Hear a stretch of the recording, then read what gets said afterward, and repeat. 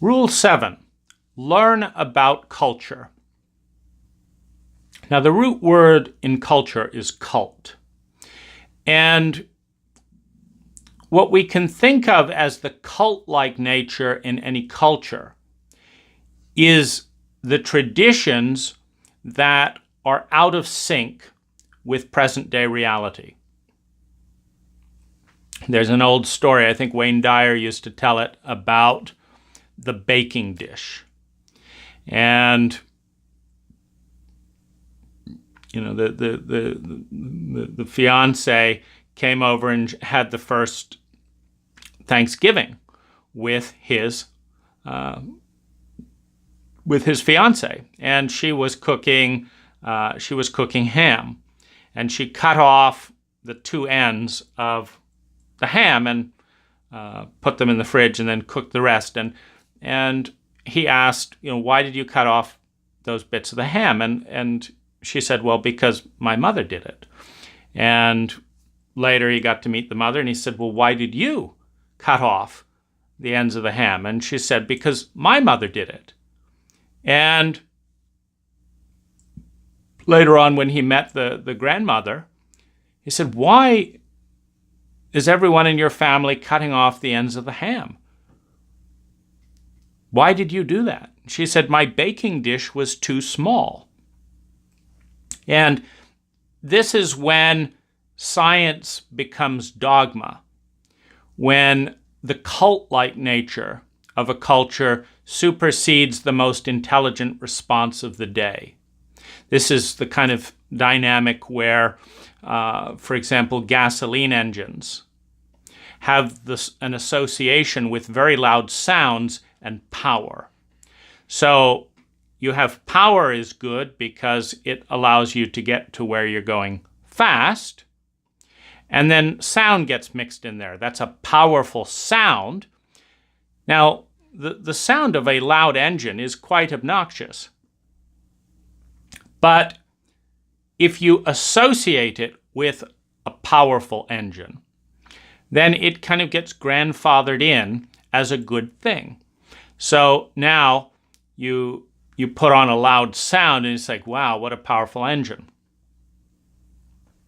Well, when the sound becomes the symbol of the powerful engine, then people get extra loud mufflers to suggest that their dinky engines are more powerful than they actually are. And the interesting thing is when you come to electric. For example, a Tesla Model S PD100 is more powerful than almost any other commercially available vehicle, but it's completely silent because it's electric. And then the conversation is, well, could you use speakers to make the loud sounds that people have associated with that kind of speed and that kind of power? Because it just seems like it's not really that powerful unless you make a loud noise. And this is the kind of thinking that underlies absurd cultural practices continuing, generation by generation, simply because they've been done that way before, even though the context has completely changed. Now, you want to learn about culture in an objective way. And the best way to do that is to travel to 4 different places that are very different than your culture and spend at least a month in each one and really take the time to learn from your own perspective and from the natives' perspective what is different about their culture than your culture, and how that difference both helps them and hurts them relative to your culture. Because you want to be in a position where you can analyze a culture through the lens of intelligence. The lens of intelligence is the lens that says, does this tradition generate the most efficient transformation of energy into well-being?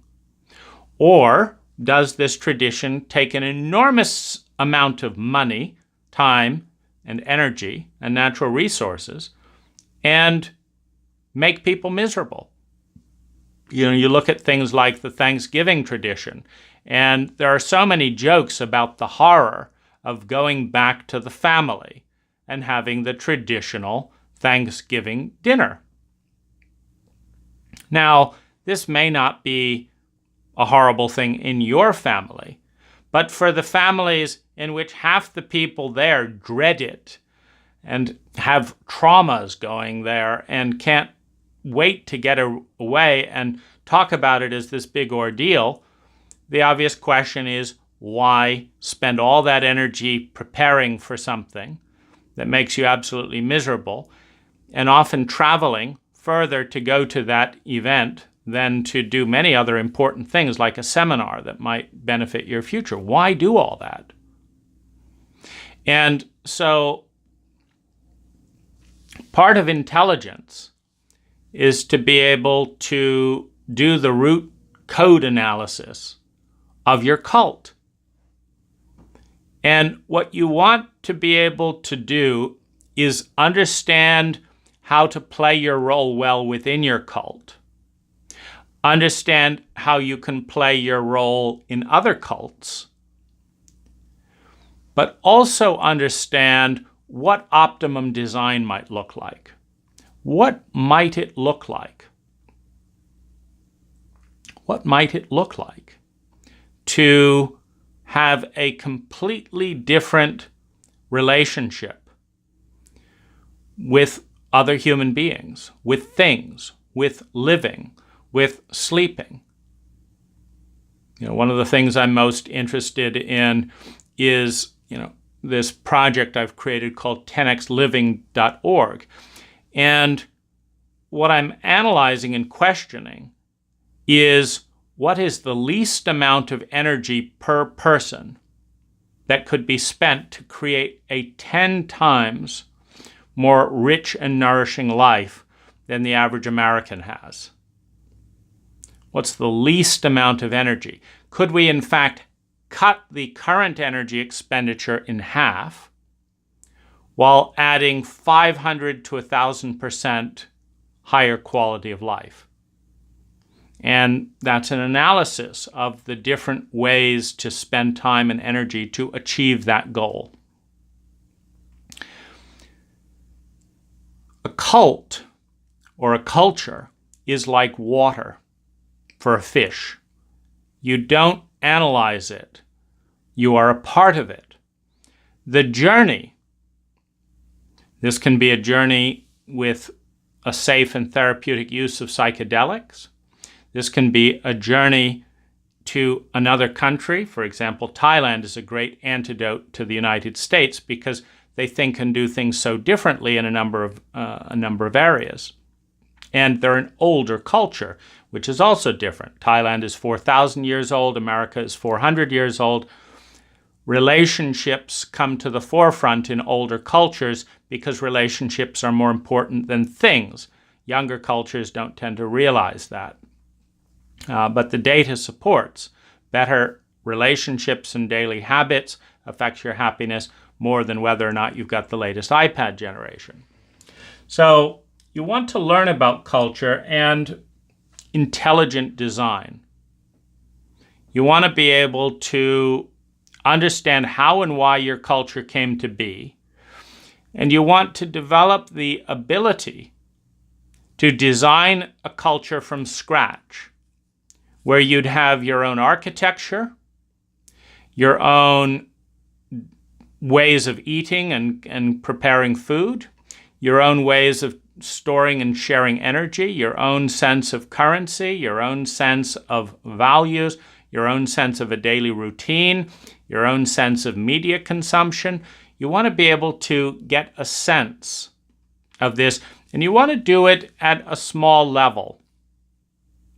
You want to think when you're looking at a new culture or analyzing things, think of it at a neighborhood level. Like, think what's going on in your neighborhood. How healthy is the family dynamics within the neighborhood? How healthy is the neighborhood relationships? How much energy is being wasted in the neighborhood? How much space is being wasted? How much opportunity is being wasted within that neighborhood? And anthropologists suggest that we can't really track more than at most 150 people. And so one of the best ways, if you want a close-knit community, is to limit it to modules of at most 150 people. Like 30 people might be really easy. You remember everyone's birthday, everyone's names. And so if you have daily and meaningful interactions with 30 people, it's likely to be at a scale that feels human. So if you think about the best way that you'd like to interact with 30 people, what would bring out the best in you? What would support you to bring out the best in you? What could you do to support the best in other people? It's going to create a level of objectivity that will allow you to sift through and discard certain aspects of your culture, that everyone's doing them, but not because they create well-being or are intelligent. Everyone's doing them because everyone's doing them, because everyone did them before. And the underlying drive that led to that is no longer in play, is no longer optimal. For example, we're not preparing people for factories anymore.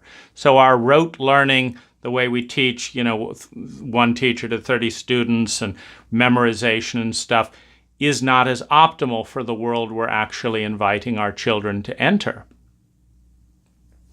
So learn about culture. And as part of that, I highly recommend learning about trauma. The book, The Body Keeps the Score, is a fabulous overview of the terrain because one of the biggest fulcrums in how a culture pivots towards evolution or devolution is the amount of trauma and the amount of trauma literacy within a culture. So if you study trauma and cultural design, if you do some exercises and then test them out, because you've probably got 3 or 4 friends, you've probably got a spouse, and I've made a series on 10x relationships that I hope will be helpful in the way that it certainly helped me with my own marriage. But try it out with a few people, because many of these things, for example, if you share meals together, and that's part of like 30 people sharing a meal together and cooking together, etc. That's one of the things that I think would be beneficial. It saves time cooking for everyone because, a lot of things it's just as easy to add in an extra, twice as much pasta and wait the same amount of time for the boiling. And so it's very efficient to share cooking duties, but you also get to taste other foods you wouldn't normally try. You get to have conversations with other people, and you just need one kitchen for 30 people as opposed to 30 kitchens, for 30 people. And so there's a lot of efficiency to move in that direction, in both time, in variety, and in community building, which helps with a variety of things, including the level of isolation many people have in our culture. So, so if you look at those designs and you experiment with them, and you maybe go and visit a co-housing community, or I enjoyed visiting the Findhorn community in Findhorn, Scotland when I was like 12 years old.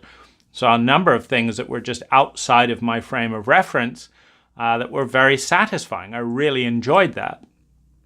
And so you want to expose yourself to different ways of doing things and get to know what's optimal for you. So there may be more rules that I add later, and if there's more videos below this, that means there is. But for now, I'm going to wrap up the project, and thank you very much for taking the time. and giving me a chance to answer my own question: what are the most important rules in my life?